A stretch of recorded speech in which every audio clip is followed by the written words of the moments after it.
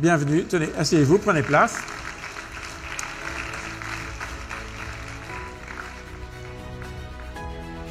Vous pouvez vous repartir, voilà, comme vous voulez. Asseyez-vous, asseyez-vous, asseyez-vous, Caroline. Voilà, très bien. Merci beaucoup. Le petit machin que vous avez devant vous, ça c'est un micro. Et donc, quand vous voulez parler, vous le prenez. Alors, on va parler de, je vous donne le titre, peut-être il est projeté, je ne sais pas. État du monde, conflit, au pluriel bien sûr, taux d'intérêt élevé, récession, transformation du multilatéralisme, R à haut risque au pluriel.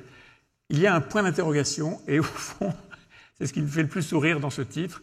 On vous annonce des catastrophes absolues et on vous demande si c'est une R à haut risque. La réponse est probablement oui. En tout cas, on va voir ça avec, je le disais, Caroline Galacteros, Jean-Marc Daniel et Richard Dézuré. Caroline, vous êtes présidente de Géopragma.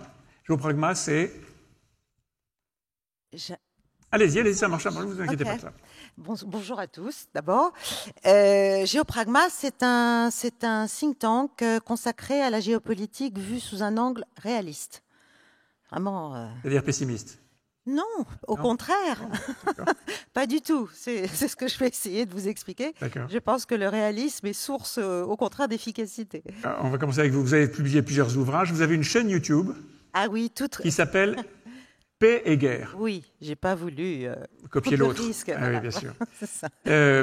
Alors, allons-y. Est-ce qu'aujourd'hui, le monde est plus dangereux que, je sais pas, par exemple, il y a 20 ans faisons un saut en arrière en 2004, début du XXIe siècle. Est-ce que le monde est plus dangereux aujourd'hui qu'il n'était? Oui, pour moi, la réponse est effectivement oui. Alors, pourquoi? Si on se met en 2004, on est... au milieu de l'intervention américaine en Irak.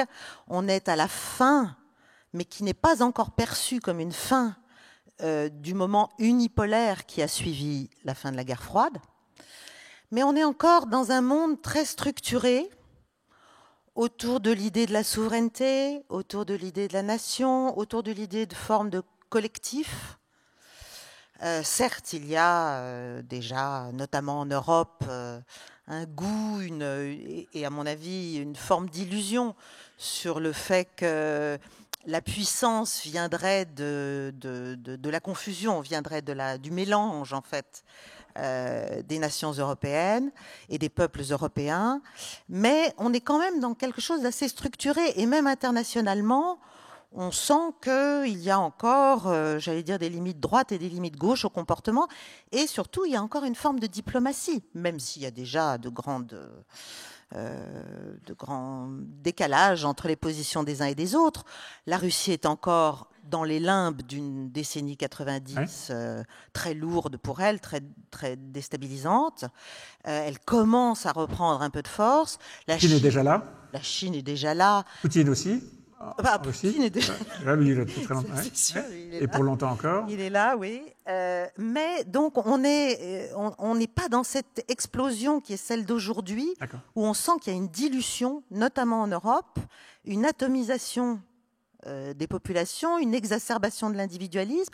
Et donc, face à tous ces risques que vous avez listés là, dans le thème de la table ronde, on est assez démunis, on est assez désorientés, et surtout, et c'est là qu'on revient au réel, au réalisme et à ce que j'essaie de faire peut-être, on ne veut pas voir la réalité du monde, la tectonique géopolitique du monde qui a complètement évolué aujourd'hui. On est dans une bascule, mais on parle de la bascule depuis 2 ans, mais ça fait déjà 10 ans qu'elle est en cours. Donc on est là à un point où il faudrait justement s'intéresser au réel plus que jamais, et donc sortir de tout un tas d'idéologies, à mon avis, et d'utopies surtout, qui nous empêchent de nous connecter à la réalité et d'en tirer profit. Concrètement, voir le monde tel qu'il est. Oui, mais qu'est-ce que c'est sortir des utopies ou de ce qui nous empêche de voir le monde tel qu'il est? Sortir de l'utopie, déjà, selon laquelle la puissance collective vient de l'effacement des souverainetés. Si vous regardez le monde, à part l'Europe, je dirais que le reste du monde, sur tous les continents, est dans une renaissance souveraine, des souverainetés, des nations. donc des politiques de puissance, d'influence, pas forcément sous un angle comme avant d'une bipolarité ou d'une unipolarité, mais chaque État maintenant il y a une désinhibition. En Europe, non, on n'y arrive pas en fait. Comment ça, le mot souveraineté, par exemple dans le discours de politique générale de Gabriel Attal il y a 8 jours, oui. Il a été prononcé un nombre incalculable de fois. Oui, mais voilà. Wishful thinking. Il ne suffit pas de prononcer les mots. Oui. Et donc, cette souveraineté cette façon de se voir comme une nation forte change la perception du monde que chacun des pays a. Mais d'abord permet la cohérence, parce que justement, nous, on a un problème aussi entre l'affichage, la parole, on a ce problème qui est un vieux problème français, j'allais dire, hein, qui date pas de là maintenant. Mais il faut arriver à coller justement un discours politique et une réalité observable et une capacité d'action. Donc, je pense qu'en termes de capacité à affronter les risques, à se mettre en ordre de bataille collectivement, à comprendre le monde tel qu'il est, à aller vers nos intérêts, à être très pragmatique en fait. Très pragmatique. Si vous regardez les puissances qui s'en sortent le mieux, elles sont extrêmement pragmatiques. Eh bien, il faut repasser par cette reconnexion au réel. Mais c'est urgent. Enfin, parce que là, vous voyez, par exemple, on peut prendre plein de sujets, mais ne serait-ce que la sécurité en Europe, qui est aujourd'hui en très très mauvaise posture. Eh bien, justement, on est dans une fuite en avant parce qu'on a perdu pied avec la réalité. On est parti à mon avis, Et alors, à votre avis, qu'est-ce qu'il faudrait faire ? Eh ben, il faut se reconnecter immédiatement à ce qui se passe sur le terrain des conflits dans lesquels nous sommes engagés et à voir dans quelle mesure on doit revenir à des modes anciens, mais qui ont fait leurs preuves. Taper ? Non, au contraire, mais c'est exactement l'inverse. D'accord. C'est exactement l'inverse. Le mode ancien, c'est les rends tape. C'est pour ça que j'ai créé. Pour ça que j'ai créé Paix et Guerre. J'ai mis l'accent sur la paix. Oui. Il est urgent de retrouver la nécessité. Il y a une nécessité du dialogue. Il y a une nécessité de la considération. Et je ne parle pas seulement de l'Europe.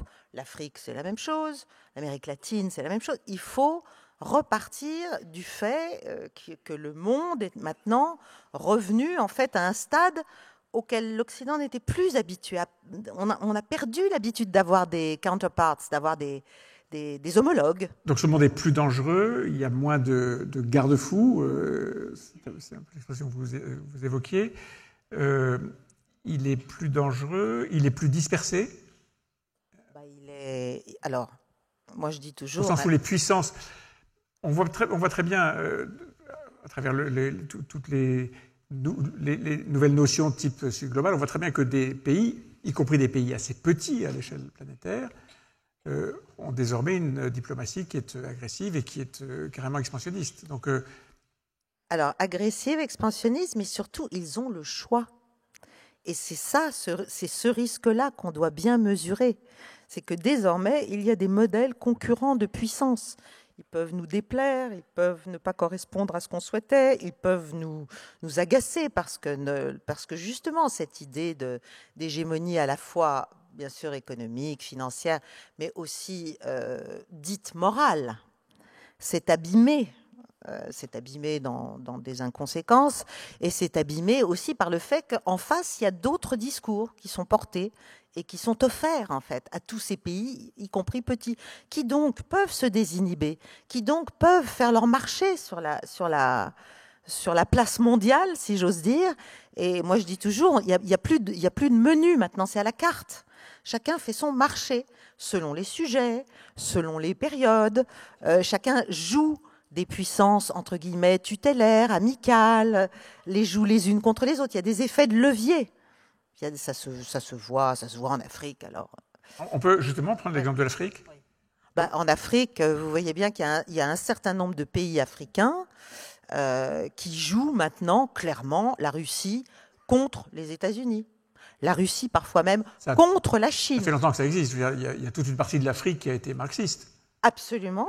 Sous l'influence de la Russie. Entièrement d'accord. Les Russes réinvestissent cette politique parce qu'ils D'accord. n'ont pas pu se le permettre pendant 10, 12, 15 ans. Bon.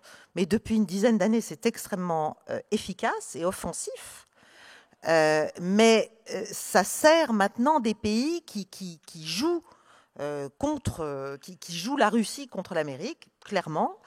Mais aussi, je pense à d'autres puissances, je pense aux Émirats arabes unis, je pense au Qatar, qui sont des puissances régionales, on va dire, et qui là aussi jouent les uns contre les autres. C'est-à-dire, on n'est plus l'alignement est moins que jamais pertinent en fait. Sur restons sur l'Afrique un instant. Oui. La Chine est un des gros investisseurs évidemment dans ce oui. continent. Est-ce que la diplomatie des pays africains vis-à-vis de la Chine ou de la Chine vis-à-vis des pays africains est une diplomatie de puissance au sens diplomatique du terme, ou est-ce que c'est une relation qui est essentiellement économique, essentiellement business?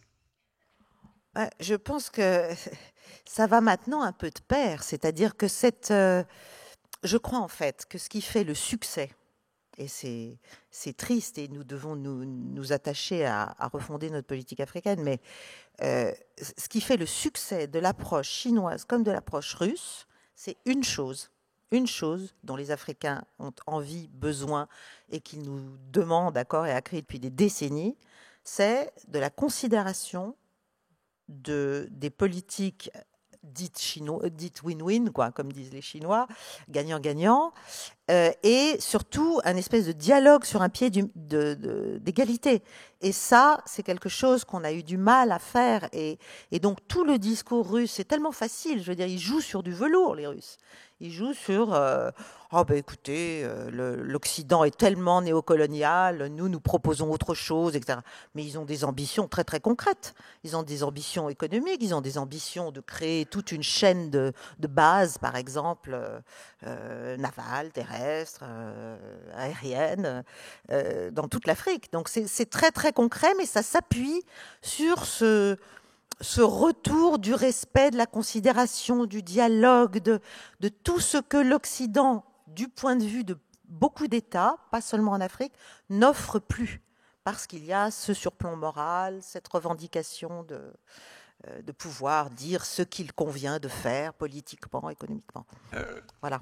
Un mot sur la relation entre la France et l'Afrique. Emmanuel Macron a nommé hier un envoyé personnel en Afrique, à la personne de Jean-Marie Bockel, qui avait été ministre chargé des relations. Il était commerce extérieur. Non, il n'était pas commerce extérieur. Il était secrétaire d'État aux affaires étrangères. Il était à la coopération. Voilà. Et il a coopération de Nicolas. Il y a un micro.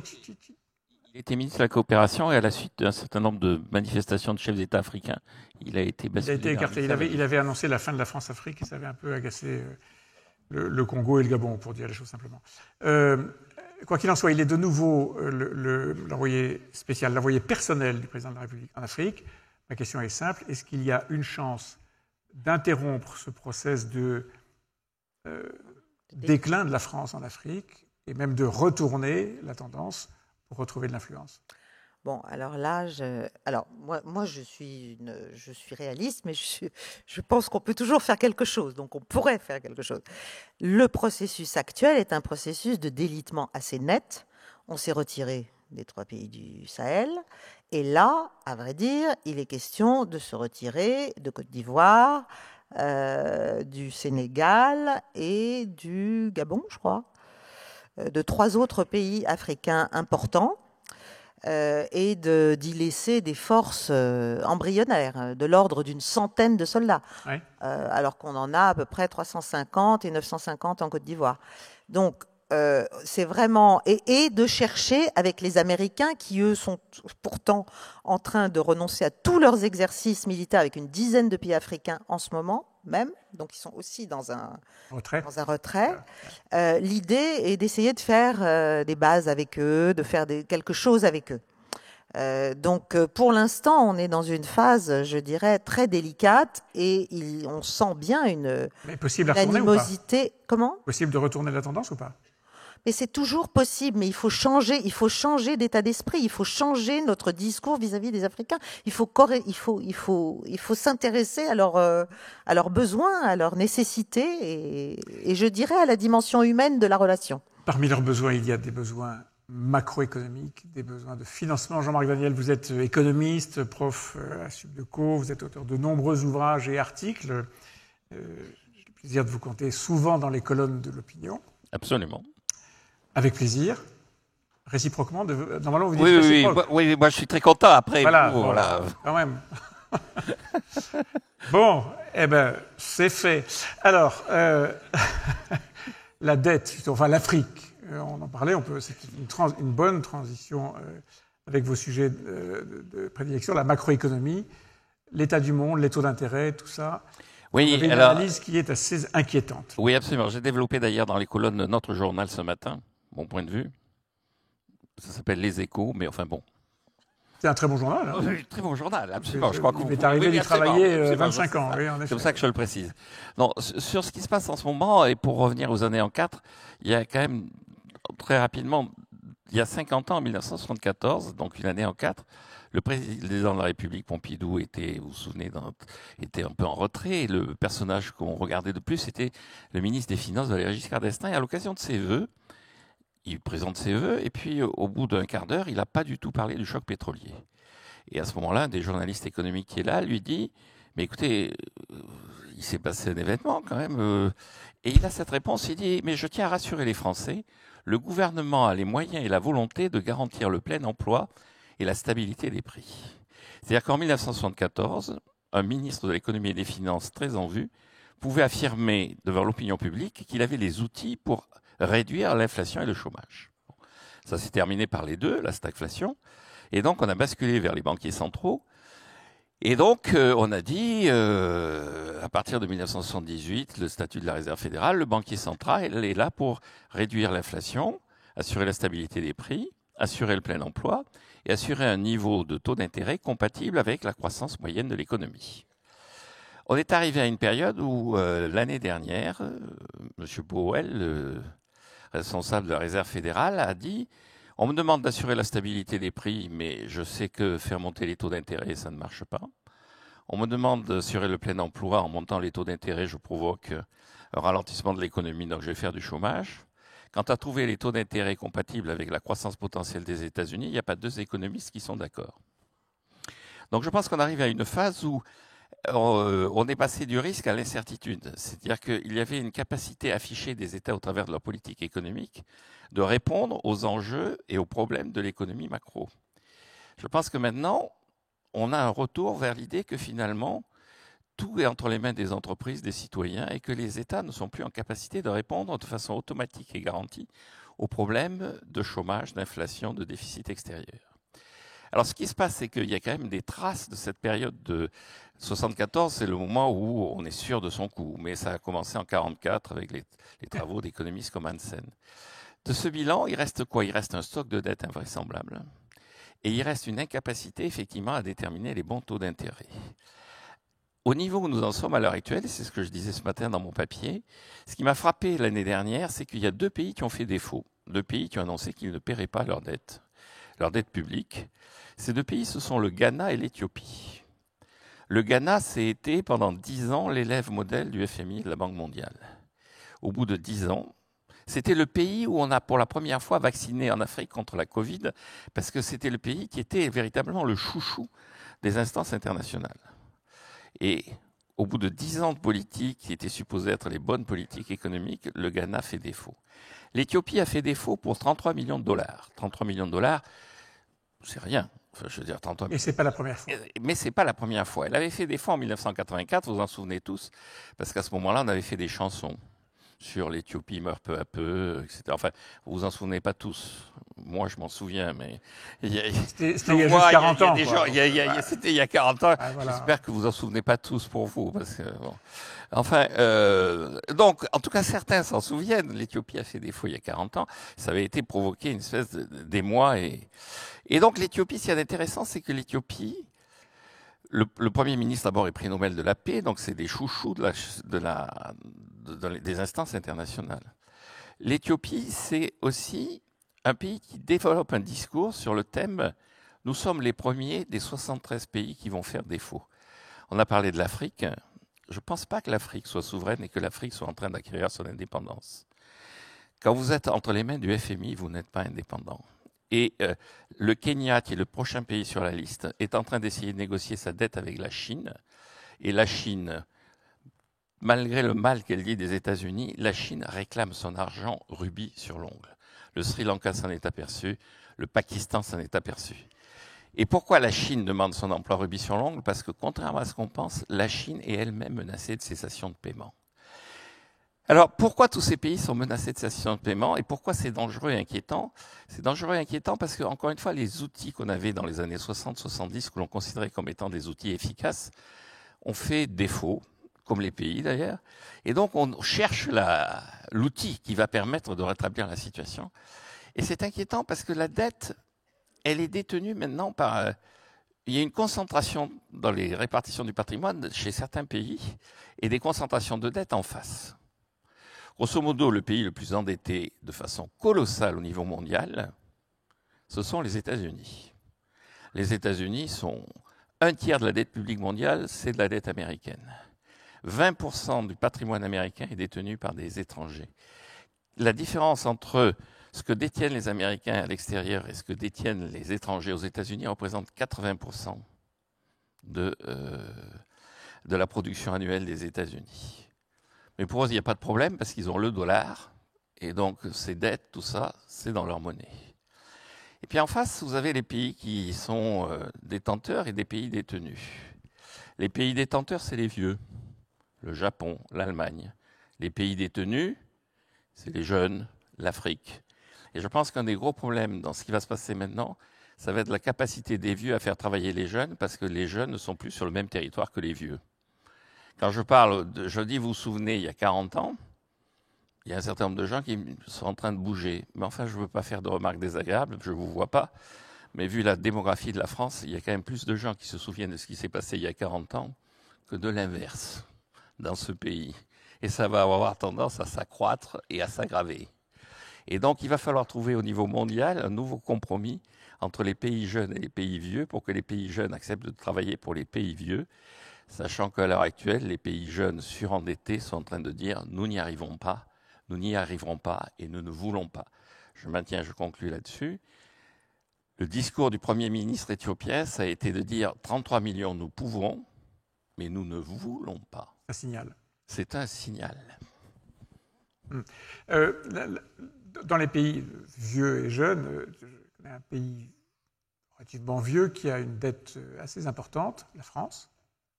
Est-ce qu'elle est un pays détenteur ou un pays détenu? Alors la France est le deuxième pays détenu au monde. C'est-à-dire concrètement, la France a un déficit de sa balance des paiements courants, vit au-dessus de ses moyens, de façon assez systématique, en fait, depuis 2002. Alors pourquoi 2002? Parce que 2002, il s'est passé 3 événements. La Chine est rentrée dans l'OMC, donc il y a un concurrent industriel structuré qui s'est présenté à la surface de la planète. Donc, si vous regardez la désindustrialisation dont tout le monde parle, elle était dans le pipe, hein, elle était dans la tendance. Et puis là, il y a une accélération parce que vous avez quelqu'un qui rentre. Face à ça, vous avez 2 possibilités. Soit vous travaillez davantage pour faire de la compétitivité. Or, qu'est-ce qu'on fait en 2002? On fait les 35 heures. Donc, au lieu de travailler davantage, on travaille moins. Et à partir de ce moment-là, pour corriger ça, vous pouvez ponctionner du pouvoir d'achat en dévaluant. Et qu'est-ce qu'on fait en 2002? On adopte le mark comme monnaie. Ça s'appelle l'euro. Et c'est le mark. Vous avez un raccourci un peu donc, saisissant, mais donc, on fait l'euro. On fait l'euro. Et donc, à ce moment-là, vous avez... Alors, les 3 étaient incompatibles. On pouvait dire, on va sortir la Chine de l'OMC. Non. On pouvait dire, finalement, l'euro, on ne le fait pas. Non. Difficile. En tout cas, on pourrait dire, on s'en va. Difficile. Donc, la 3e solution, c'est de travailler. Et apparemment, même ça, c'est assez difficile. Des économistes vous répondraient, travailler c'est bien, mais on ne sait pas pourquoi la productivité n'augmente pas ou n'augmente plus dans le monde. Oui. Réponse? Oui, alors ça c'est une vraie question, c'est une question qui se pose pour les économistes, c'est que normalement la tendance devrait être de gagner de la richesse par l'efficacité du capital et pas par l'augmentation de la quantité de travail. Et donc ça a été d'ailleurs tout ce qui s'est passé depuis les célèbres 30 Glorieuses, c'était quoi? C'était avant tout une amélioration de l'efficacité du capital, et d'abord dans l'agriculture, hein, on l'oublie, les 30 Glorieuses, ça a été un immense exode rural, hein. On a supprimé énormément d'emplois dans l'agriculture, et puis ensuite ça a été une amélioration de l'efficacité du travail industriel et des gains de productivité. À l'heure actuelle, la productivité est en train, non seulement elle n'augmente plus, mais il y a même des pays où elle est en train de baisser. Alors c'est le cas de l'Italie, encore que là maintenant on est arrivé à une sorte de palier en Italie, et puis ça commence à être le cas de la France. Avec un problème, c'est que nos dirigeants ont conscience de ça. Et donc, il y a deux choses à faire. La première, c'est d'essayer de comprendre. Donc, ils ont nommé une commission qui était d'ailleurs assez agréable, puisque j'ai été auditionné 3 fois. Et c'était dans un endroit assez sympathique. Le café était bon, etc. Mais, et la conclusion de la commission a été sans appel. L'évolution de la productivité en France est un mystère. C'est ce qu'on appelle une commission productive. Voilà. Donc, j'étais assez content d'avoir été associé à ce travail, d'ailleurs. Hein, et donc, bon, le problème, c'est que quand vous regardez les travaux de l'OCDE sur le sujet, qui sont assez abondants, on arrive à peu près au même constat. Oui. On ne comprend pas pourquoi, effectivement, tous ces processus technologiques qu'on met en avant, toute cette intelligence artificielle dont on nous parle, toute cette numérisation de l'économie, n'arrive pas à donner davantage de gains de productivité. Alors, la deuxième réponse, c'est de dire, puisqu'il n'y a pas de gain de productivité, effectivement, soit on assume le fait que la croissance sera faible et on en tire les conséquences en termes d'évolution des revenus, soit on augmente, là encore une fois, la quantité de travail. Et alors nos dirigeants sont assez ambigus. Vous disiez que le Premier ministre avait parlé de souveraineté dans son discours. Oui, vous l'avez entendu. Oui, le mot qu'il a le plus employé, c'est travail. Il l'a cité 47 fois, le mot travail. Ouais. Et le président de la République, dans ses vœux de l'année dernière, pour nous présenter la réforme des retraites, nous avait parlé 17 fois du mot travail. Bon. Vu l'adhésion après à la réforme des retraites, on s'aperçoit encore une fois que j'allais dire qu'il y a du travail pour réhabiliter le travail. Je vous corrigerai volontiers. Je pense que le mot qu'il a le plus employé, c'est « je ». Ah oui, ça c'est possible. Et celui qu'il a le moins employé, c'est « nous ». C'est possible. C'était quelque chose qui a marqué dans son gouvernement. Je ferme la parenthèse. Merci beaucoup, Jean-Marc Daniel. Alors, Général Richard Lizuret, vous êtes l'ancien patron de la gendarmerie nationale, l'ancien directeur général de la gendarmerie, et vous êtes aujourd'hui le président du Haut Comité français pour la résilience nationale.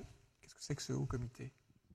Bien, bonjour à toutes et à tous. Alors, le Haut Comité français pour la résilience nationale, c'est l'ancien Haut Comité français de défense civile qui parle mieux, en fait. Le mot résilience, c'est toujours mieux. Le mot résilience, voilà, il a été adopté il y a quelques années. C'est vrai qu'aujourd'hui c'est à la mode, mais on ne met pas tous la même chose dans le même mot en fait. L'objectif, c'est une association loi DIEF 101, reconnue d'intérêt général, qui travaille pour la préparation de la crise, pour préparer la société, les collectivités, les entreprises, pour aider, accompagner, encore une fois, sous l'angle associatif, nos membres à préparer une période compliquée qui inévitablement arrivera dans n'importe quel domaine. On va en parler, mais dans 15 jours... on sera le 24 février.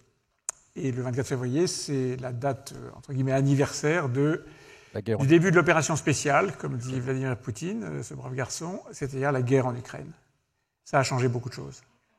Alors, la guerre en Ukraine a changé beaucoup de choses, mais il y avait déjà des choses qui avaient changé avant, en réalité. C'est vrai qu'aujourd'hui, des surprises stratégiques, on en a tout le temps. D'ailleurs, c'est un des mantras, à mon avis, des gestionnaires de risque, c'est d'être préparé à l'improbable ou à l'impensable. Et je crois qu'aujourd'hui, on voit bien à travers les interventions des uns et des autres que cet improbable devient de plus en plus possible. On a eu, effectivement, il y a quelques années, le mur de Berlin. On a dit, ça y est, c'est la fin de l'histoire, le dividende de la paix, tout va bien. Maintenant, on se prend le mur de pleine face. Ouais. Et on s'aperçoit qu'effectivement, pour aider nos amis ukrainiens ou d'autres d'ailleurs, on ne sait plus produire très rapidement un certain nombre de choses. Donc, c'est vrai que l'opération spéciale a changé beaucoup de choses, mais on avait déjà été sensibilisés. Les attentats, là aussi majeurs, qui ont été commis aux États-Unis ou chez nous. La Covid, La Covid aussi a été un moment assez brutal, même si ce n'est pas sur l'angle militaire. En tout cas, ça a été un moment pour l'humanité assez exceptionnel. Ouais. Si je reprends les jeunes ou les anciens de plus de 40 ans, effectivement, il y a 20 ans, on aurait imaginé, dans la cartographie des risques, le risque épidémique à quel niveau ? En fait, on n'aurait même pas parlé. En fait. Et on voit bien que là, il y a une surprise stratégique. L'Ukraine, c'est aussi une surprise stratégique, même si, pour le coup, on aurait pu le prévoir. On l'a quand même senti. On a quand même un certain nombre d'éléments, la Géorgie, la Crimée, enfin tout ça, c'est quand même monté en pression. Il se trouve que, contrairement à certains autres politiques, Vladimir Poutine dit ce qu'il fait ce qu'il dit. Donc ce n'est pas une surprise en réalité. C'est une surprise pour nous qu'il l'ait fait. Jusqu'à la veille, personne n'y croyait. Hein. On n'imagine pas un instant, voilà, on n'imagine pas un instant qui passe le cap. Mais il l'a fait. Et donc il nous faut tirer les enseignements, parce que d'abord il est capable d'aller plus loin. De mon point de vue, alors pardon d'être anxiogène, mais et il faut regarder également ce que ça a amené ou les enseignements qu'on doit tirer. Alors la guerre en Ukraine, c'est effectivement une opération spéciale qui a vu arriver des éléments nouveaux, d'abord dans la psychologie collective. On a reparlé de guerre traditionnelle en Europe. On imaginait que c'était sur le continent africain, dans notre pays, ainsi de suite. Là, c'est à nos portes, c'est chez nous. On y est d'ailleurs impliqué. Alors aujourd'hui, on fait ça de loin, dans le cadre de l'OTAN, on fait sans le faire, on le dit, voilà. Enfin bon, on est toujours un peu gêné, on est sur la ligne de crête. Alors ceci dit, vous avez peut-être suivi, il y a une opération majeure, un exercice majeur de l'OTAN qui a commencé le 24 janvier. 90 000 hommes et femmes engagés sur plusieurs mois pour un exercice majeur, du jamais vu sur le territoire européen. Et ça montre bien qu'on est en train de remonter les muscles. Voilà, pour essayer d'éviter qu'on aille dans une escalade que personne ne souhaite. Donc en fait, on a reparlé de guerre en Europe. Alors, il y a quelques années, la guerre, c'était les technologies. Alors on voyait les belles images là d'armes laserisées qui tombaient de loin. Bon, ben voilà, on se dit, putain, c'est des jeux vidéo quasiment en fait. La guerre n'est pas propre, la guerre est sale, la guerre c'est des drames humains, et on est en train de s'en apercevoir. On est en train de le redécouvrir en fait. Alors c'est un choc qu'on n'a pas encore tous forcément intégré, mais qui est intégré par la société de plus en plus. Alors malheureusement d'ailleurs, les attentats du 7 octobre, on salue je dirais la mémoire des victimes aujourd'hui, nationale, et une pensée pour eux effectivement, mais c'est aussi un événement exceptionnel que personne n'avait vu venir. Même si un certain nombre de renseignements auraient pu... en tout cas, n'avaient pas été pris au sérieux. Et voilà, donc on ne va pas refaire l'histoire, mais très clairement, on voit bien que dans ce domaine-là, on a une rupture stratégique. On a une rupture aussi des moyens. La dronologie, c'est quelque chose qui existait déjà avant, mais qui a été largement amplifié par la guerre en Ukraine. L'échelle n'était pas la même. L'échelle n'était pas la même. Aujourd'hui, on a des drones autonomes, des drones kamikazes, des drones dans tous les domaines. Alors, on en a déjà. Depuis longtemps, d'ailleurs, les prisons sont, je dirais, approvisionnées, livrées par des drones. On va livrer des téléphones, on va livrer des stupéfiants, plein de choses dans les prisons depuis longtemps, par des drones. Donc là, je limite, ce n'est pas une surprise. En revanche, le niveau technologique et le niveau d'agressivité aujourd'hui de ce qu'on a pu constater en Ukraine va inévitablement venir sur nos territoires. Et il va falloir s'y adapter. Donc ça aussi, c'est un risque nouveau. Oui, non pas en cas de guerre, mais en cas pour la sécurité intérieure. Pour la sécurité intérieure, puisqu'en fait, aujourd'hui, la porosité est telle qu'on ne peut plus parler de sécurité extérieure et de sécurité intérieure. Il n'y a plus de défense et de sécurité intérieure. Tout ça, c'est mélangé. On parlera de la sécurité intérieure tout à l'heure, mais continuons sur les effets de cette guerre. Les technologies sont duales. Donc les drones, en fait, utilisés en Ukraine, demain seront utilisés par des criminels, encore une fois. Je n'imagine pas une attaque d'État, mais par des groupes criminels, des groupes terroristes qui aujourd'hui inspirent, encore une fois, et ont les moyens d'acheter, ont les moyens de développer ce type de technologie. Ensuite, on a également un phénomène important qui est le retour du nucléaire en Europe. Ça, c'est quand même quelque chose qui est assez brutal. Alors, ça a l'air de rien, mais les menaces nucléaires de Vladimir Poutine et de son ami biélorusse, globalement, je ne parle pas de la Corée du Nord, qui est un peu plus loin, mais ça ne fait rien. La rhétorique est la même. On se dit, il ne le fera jamais. On l'avait dit avant, pour l'Ukraine. On l'avait dit pour la Géorgie, on l'avait dit pour la Crimée. Il ne le fera jamais, sauf que dans la stratégie de l'utilisation de l'arme nucléaire soviétique, ils en sont restés à ce que nous avions, nous, il y a quelques années, c'est-à-dire une arme tactique. Alors, en fait, on avait schématiquement une arme nucléaire tactique qui permettait de traiter telle ou telle zone à 100 ou 200 km, mais qui n'était pas considérée comme l'armement nucléaire stratégique au sens où on l'entend aujourd'hui. Donc nous, on a abandonné cette arme nucléaire tactique parce qu'évidemment, nos vecteurs tombaient sur l'Allemagne, et ainsi de suite, et puis nos amis allemands n'ont pas vraiment apprécié. En revanche, les soviétiques ont gardé leur stratégie. Et donc, sont capables aujourd'hui d'envoyer de l'armement nucléaire tactique, c'est-à-dire à effet relativement limité. Quand je dis relativement, c'est évidemment... Oui. Hein, mais sans que pour autant, ils n'actionnent leur vecteur stratégique. La question, c'est que fera l'OTAN dans ces cas-là? Je rappelle que l'Ukraine n'est pas membre de l'OTAN, et donc, a priori, en tout cas, des signaux qui ont été donnés par les Américains, on ne bougera pas. Il faut se poser la question. Quel impact ensuite ça peut avoir sur tout le reste? D'ailleurs, puisque je parle de nos amis américains, on a des élections d'ici la fin de l'année. La question, c'est quelle sera la position du gouvernement américain vis-à-vis de l'Ukraine et du soutien apporté aujourd'hui, et donc de la suite de cette opération spéciale ou de cette guerre. Vous dites a priori on ne bougera pas. Je me souviens que lorsque Vladimir Poutine a laissé s'installer dans le débat le fait que probablement, pourquoi pas, l'arme nucléaire, enfin ce qu'il appelait les petites bombes nucléaires, Biden, dont on connaît la posture déterminée, a quand même dit 3 fois avec énormément de force « don't ». Et les diplomates disent probablement le message est passé. Le mot important, c'est probablement.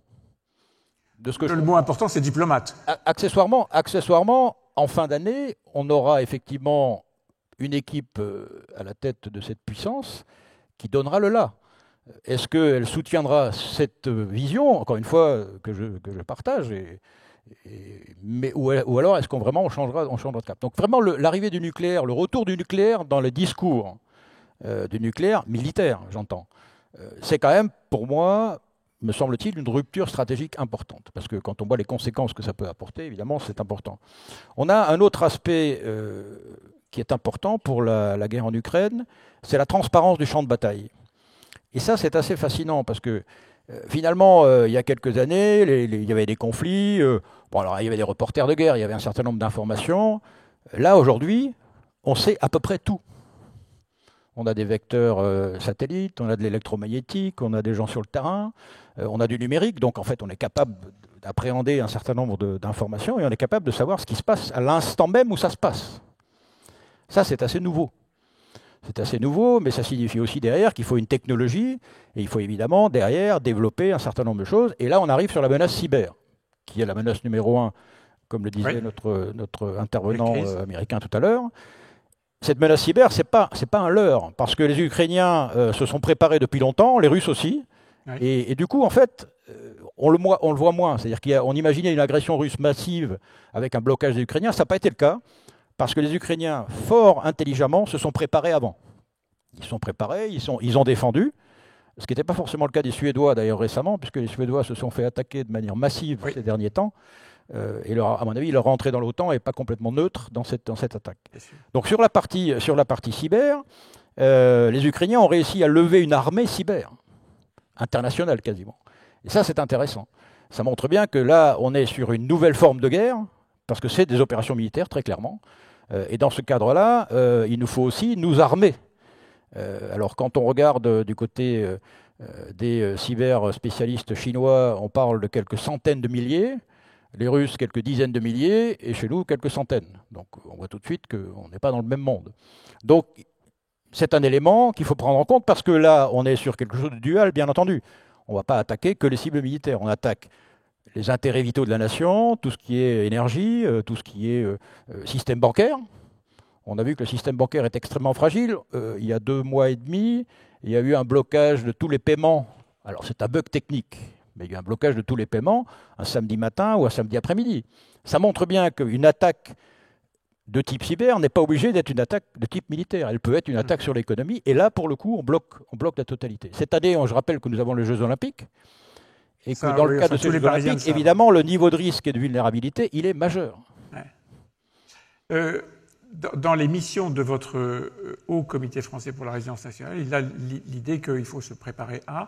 C'est quelque chose de très nouveau, qui a donné lieu d'ailleurs à une sorte de crise politique en Suède, justement. Vous parliez de la Suède il y a un instant, la Suède qui entre dans l'OTAN, et le gouvernement qui dit aux Suédois, peuple pacifique et traditionnellement neutre, vous devez vous faire à l'idée qu'il y aura la guerre. Ça a créé un choc. Nous devons nous préparer à l'idée qu'il y aura la guerre? Alors, on doit se préparer. Alors, oui, ma conviction, c'est qu'il nous faut nous préparer, en l'espoir de ne pas y arriver, bien entendu. La difficulté que nous avons, c'est qu'on n'a pas forcément la même maturité politique que les Suédois. Dans notre pays, on a un peu tendance à prendre le citoyen pour un gamin, on infantilise la population, on explique que tout va bien et que le politique a la réponse à tout. Alors moi, je suis élu local, donc je me permets d'en parler. Le discours, c'est circuler, il n'y a rien à voir, vous inquiétez pas, on va prendre des mesures, on va faire un comité Théodule, machin truc, tout va bien. Ça ne marchera pas. Il y a un problème, on vous donne un chèque. Il y a un problème, on vous trouvera une solution.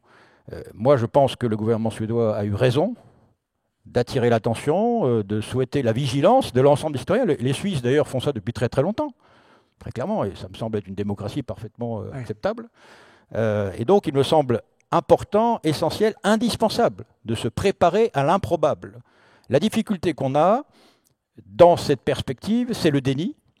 Le déni, souvent, des dirigeants, que ce soit des dirigeants d'entreprises, de collectivités locales ou ailleurs, qui expliquent que tout ça, oui, finalement, ça n'arrivera pas, vous inquiétez pas, ainsi de suite. Et ce déni s'appuie sur nos certitudes. Nos meilleurs ennemis, dans la gestion du risque, c'est nos certitudes. Parce que quand on est sûr de quelque chose, généralement, on se trompe. Parce que tout peut arriver. Et ce qui est important, me semble-t-il, dans cette affaire, c'est qu'on éduque, on accompagne, on sensibilise notre population, et c'est le travail du haut comité, notamment vers les collectivités et les entreprises, pour apprendre à appréhender l'improbable. Alors ça a l'air un peu fumeux, mais c'est important de faire des exercices, c'est important de questionner les certitudes, c'est important de vérifier les organisations.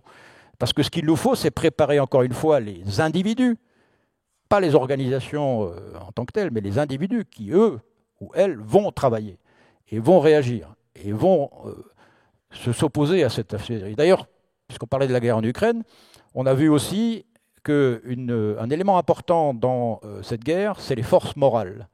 La force morale du peuple ukrainien, enfin, vous le voyez, tout le monde imaginait qu'ils allaient être mangés en 15 jours. Les Russes d'ailleurs aussi. Ça va être réglé en 15 jours. Ouais. En fait, ils sont toujours là.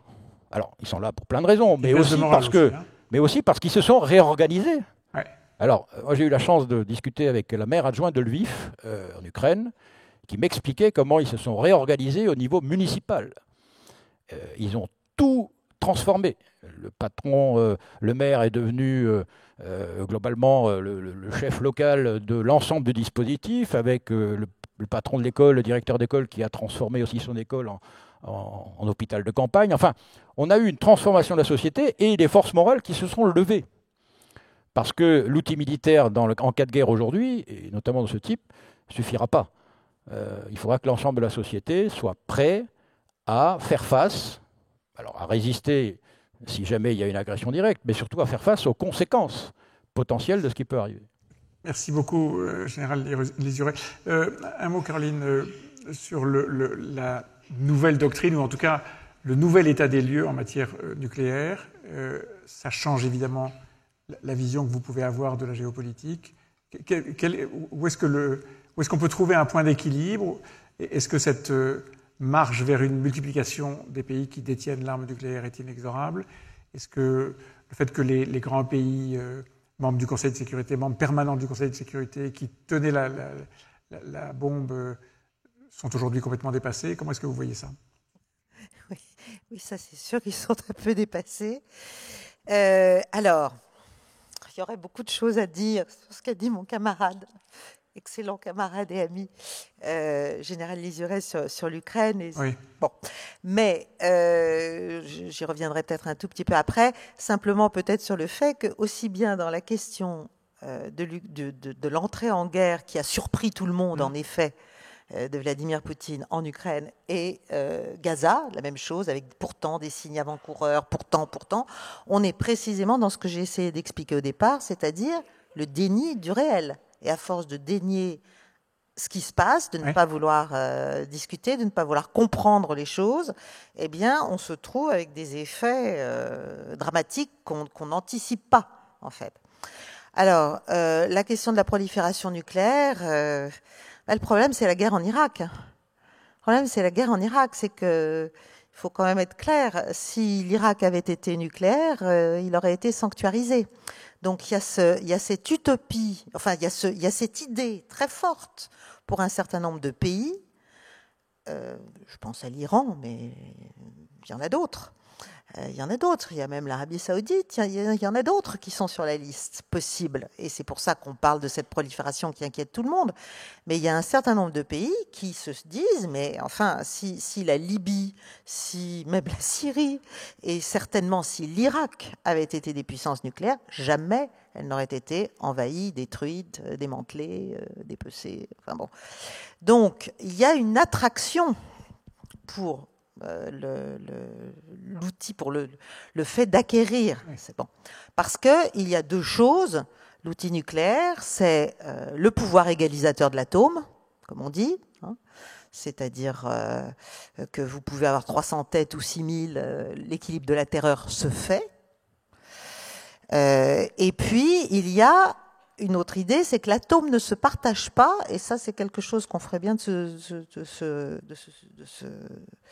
se rappeler, parce que c'est très très lié précisément à la souveraineté nationale. Donc là, il faut faire attention à la manière dont on étend l'idée de faire bénéficier du feu nucléaire, des alliés, etc., parce que c'est pas si simple. D'accord. Voilà. Oui. Allez-y, allez-y. Non, alors aujourd'hui, selon vous, est-ce qu'on peut faire une espèce de liste des puissances nucléaires probables? On connaît celles qui sont avérées, officielles, États-Unis, Chine, Russie, et puis Grande-Bretagne, France, tout ça, on le sait. Les autres, c'est qui? Bon. Allez-y. La Corée du Nord est en train il y a le Pakistan. Il y a l'Inde. L'Iran, probablement, l'Inde. L'Iran n'y est pas encore. Donc on est on the way to. À ce qu'il y a, oui, plus qu'au seuil, on va dire. Israël, bien sûr. Vous dites bien sûr, mais c'est pas... Oui, enfin, Israël ne le reconnaît pas, mais tout le monde sait que... Ouais. C'est ce qu'on appelait l'équilibre stratégique du Moyen-Orient, et c'est toute la question aujourd'hui, d'ailleurs. Et après, il y a ceux qui aimeraient bien et qui seraient heureux qu'on les aide à un moment donné. Et d'ailleurs, au Moyen-Orient, toute la question, c'est qu'on dit, si jamais l'Iran devient nucléaire, immédiatement l'Arabie Saoudite va le devenir, immédiatement la Turquie va vouloir le devenir.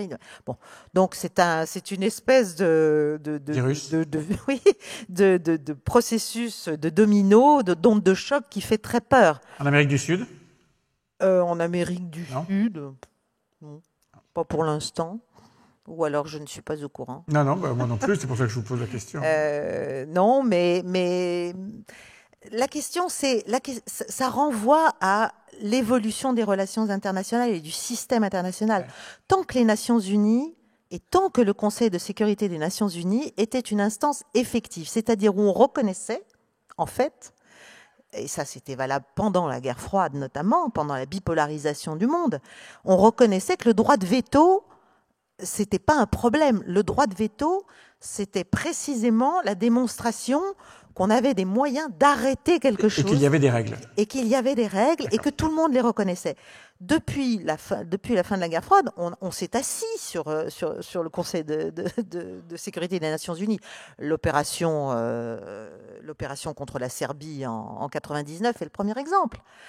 Et après, il y a eu l'Irak. Et après, on a contourné les Nations Unies au prétexte qu'il y avait ce droit de veto. Mais ce faisant, on détruit en fait quelque chose de très important à mon avis, qui est la reconnaissance d'une forme de nécessité du dialogue. Parce qu'on ne peut pas régler tous les problèmes avec des bombes. C'est pas comme ça qu'on gère les risques. Et je pense aussi qu'il faut faire très attention à la prophétie autoréalisatrice. Et en Ukraine, on est en plein dedans. C'est-à-dire que plus on va dans la fuite en avant, plus les Russes continuent et leurs objectifs vont finir par changer. Ils n'étaient pas territoriaux. Ils n'étaient vraiment pas territoriaux. Ils étaient de reneutraliser l'Ukraine. Là, plus on attend pour faire la paix, pour avoir un cessez-le-feu, plus ça va devenir dangereux de mon point de vue. Ça ne veut pas dire qu'il ne faille pas se préparer, ça ne veut pas dire qu'il ne faille pas revenir à des modèles plus résilients, bien sûr. Mais après, pour moi, quand même, il faut retrouver, gérer le risque, c'est quand même gérer le dialogue, gérer la relation d'adversaire, adversaire, voilà, tout simplement. Eh bien, écoutez, je crois que peut se dire, à l'issue de cette table ronde, que le point d'interrogation sur une ère à haut risque était vraiment superflu et que nous sommes entrés dans une ère à haut risque, que ce soit sur le plan diplomatique, sur le plan militaire et sur le plan économique. Je vous remercie d'applaudir nos intervenants. Merci Jean-Marc Daniel, merci Général Duret, merci Caroline Galateros.